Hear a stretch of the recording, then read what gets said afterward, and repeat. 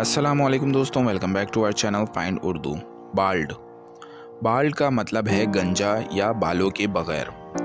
Bald का मतलब है किसी शख्स के सर के बालों का गिर जाना या ना होना। ये अक्सर एज के साथ होता है, लेकिन कुछ लोगों में ये जेनेटिक होता है। ये स्ट्रेस की वजह से भी हो सकता है।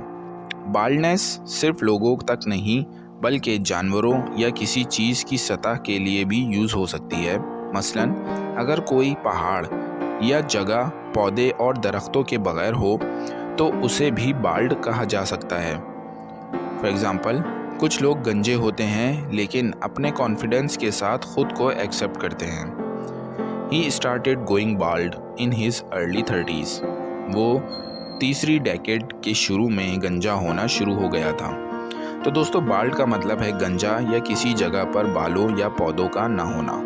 उम्मीद है अब आपको बाल्ड का मतलब समझ में आ गया होगा। मिलते हैं नेक्स्ट वीडियो में। शुक्रिया।